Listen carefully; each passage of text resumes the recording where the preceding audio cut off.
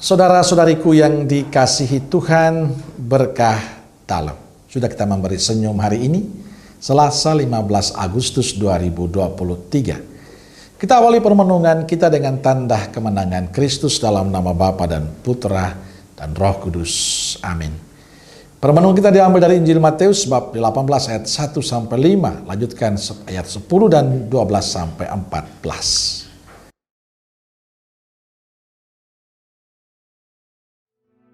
Pada waktu itu, datanglah murid-murid itu kepada Yesus dan bertanya, "Siapakah yang terbesar dalam kerajaan sorga?"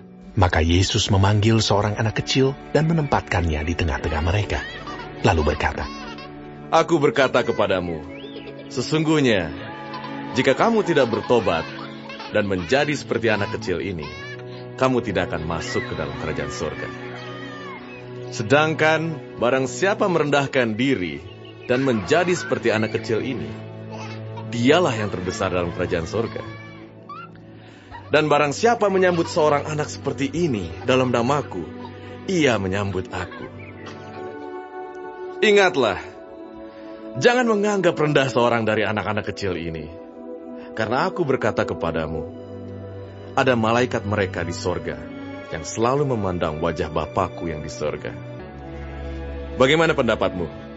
Jika seorang mempunyai 100 ekor domba, dan seekor di antaranya sesat, tidakkah ia akan meninggalkan yang 99 ekor di pegunungan dan pergi mencari yang sesat itu?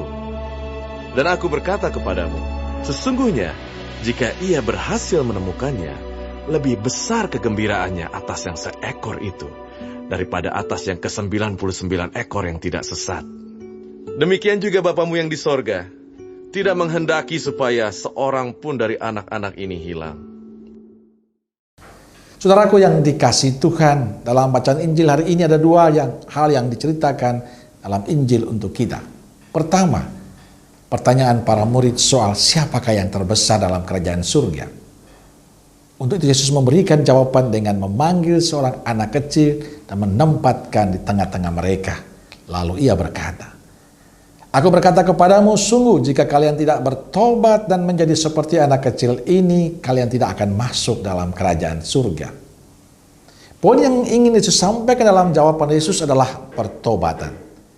Yesus tahu kecenderungan manusiawi para murid dan para pengikutnya, karena selalu ingin menjadi yang terbesar, ingin menjadi orang yang punya kuasa.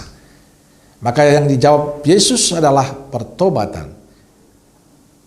Agar mereka sadar bahwa keinginan-keinginan itu keliru.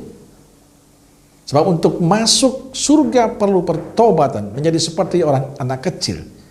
Karena sifat anak kecil itu adalah bergantung pada Allah, bergantung pada sesama yang lain, orang polos, jujur, tulus.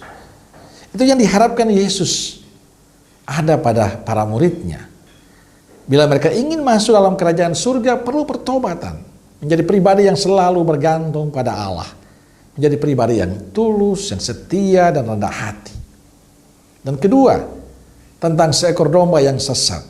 Pemiliknya mencari, dia berani meninggalkan yang 99 ekor di pegunungan, lalu pergi mencari yang sesat itu. Ini adalah gambaran kemurahan, kebaikan Bapa di surga. Ia tidak menghendaki seorang pun dari anak-anak itu hilang.